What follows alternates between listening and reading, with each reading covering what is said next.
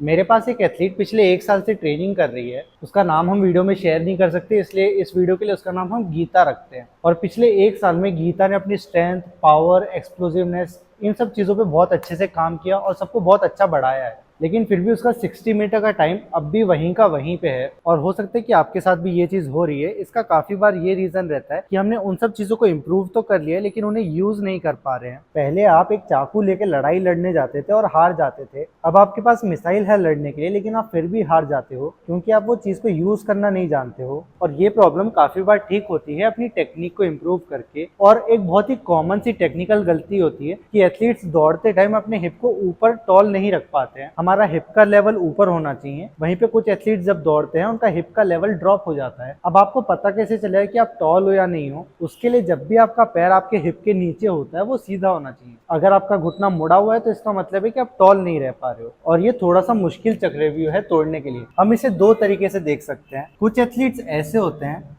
जिनका क्योंकि घुटना मुड़ा है उनके हिप नीचे आ जाते हैं, और वहीं पे कुछ एथलीट्स ऐसे रहते हैं जिनका क्योंकि हिप नीचे है वो चाह कर भी अपने पैर को नीचे सीधा नहीं रख सकते। यानी कि कुछ एथलीट्स ऐसे रहते हैं जिनका जब पैर जमीन पे टच होता है तब तो वो सीधा है, लेकिन जब वो ग्राउंड को पुश करते हैं तब वो हल्का सा मुड़ जाता है। वहीं पे कुछ एथलीट्स ऐसे रहते हैं जिनका हवा में ही पैर मुड़ा रहता है, क्योंकि उनके हिप काफी ज्यादा नीचे है, तो वो कितनी भी कोशिश कर ले उनका पैर नीचे सीधा नहीं आ पाएगा। जो ये कैटेगरी वाले एथलीट्स रहते हैं जिनका घुटना मुड़ने की वजह से हिप नीचे आ रहे हैं, उन्हें अपने जॉइंट की स्टिफनेस के ऊपर काम करना चाहिए। और अपनी स्टिफनेस को इम्प्रूव करने के लिए हम ड्रॉप जंप्स कर सकते हैं, जहाँ पे हमें बस गिर के कोशिश करना है कि हम हमारे घुटने को मुड़ने ना दें। और जब आप रिपीटेडली इस तरह की एक्सरसाइजेस अपने वर्कआउट में करते हो, आपके जॉइंट्स के अंदर वो स्ट्रेंथ आ जाती है कि वो एक ऊपर से आने वाले फोर्स को झेल पाए। लेकिन वहीं पे कुछ एथलीट्स ऐसे रहते हैं जिनके हिप ही नीचे हैं। अगर मेरा हिप नीचे हो जाएगा तो मैं अपने पैर को सीधा ही नहीं कर पाऊंगा। तो उस केस में हमें क्या करना पड़ेगा?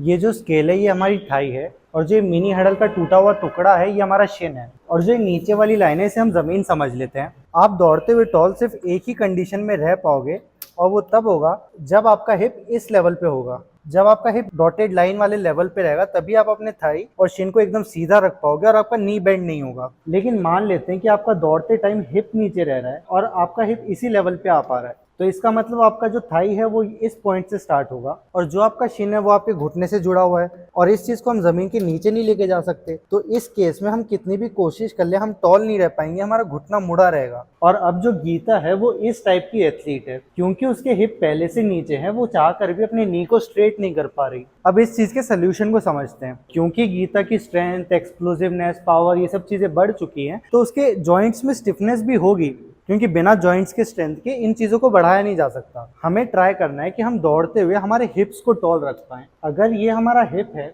इसे हमें ऊपर की तरफ लेके जाना है, तो उसके लिए हमें जो फोर्स है वो नीचे वाली डायरेक्शन में लगाना पड़ेगा, क्योंकि न्यूटन का थर्ड लॉ बोलता है every action has equal and opposite reaction. लेकिन वहीं पे गीता के साथ दिक्कत क्या हो रही है कि वो ग्राउंड को नीचे की तरफ पुश ना करने के बजाय पीछे की तरफ पुश करती है। और इस चीज का बहुत बड़ा एक ये कारण हो सकता है कि हम काफी ज्यादा टाइम से सिर्फ एक्सेलरेशन के ऊपर काम कर रहे थे, और एक्सेलरेशन में हमें पीछे की तरफ फोर्स लगाना पड़ता है ताकि हमारी बॉडी आगे की तरफ ज्यादा जल्दी बढ़ने लगे। लेकिन जब हम एक्सेलरेट करते हैं तो कुछ टाइम के बाद अपनी स्पीड को और बढ़ाना मुश्किल हो जाता है। जब हम टॉप स्पीड पे पहुंच जाते हैं तब हमें स्पीड को और नहीं बढ़ाना है, हमें बस उसे मेंटेन करके रखना है। मेंटेन करने के लिए हमें हिप को टॉल रखना पड़ेगा, जिसके लिए हमें ग्राउंड को नीचे की तरफ पुश करना पड़ता है। तो ये चीज सुधारने के लिए जब हम दौड़ रहे हैं हमें ट्राई करना है कि पैर को लिफ्ट करने के बाद हम ग्राउंड को नीचे की तरफ पुश करें, और नीचे की तरफ पुश करके अपनी बॉडी को ऊपर लेके जाए। ऐसा करने से हमारे हिप नेचुरली टॉल होने लगेंगे और हमारा नी भी स्ट्रेट होने लग जाएगा। और काफी सारे एथलीट्स इसी चीज में गलती करते हैं। आप सबने सुना होगा कि एक्सेलरेशन और टॉप स्पीड दोनों अलग चीजें हैं, और उनके बीच वाला जो फेज रहता है उसे हम ट्रांजिशन बोलते हैं। ट्रांजिशन का आखिरकार मतलब क्या होता है? कि हम एक जगह से या एक स्टेट से दूसरे स्टेट में जा रहे हैं। अगर कोई चीज पहले जैसी थी बाद में भी वैसे है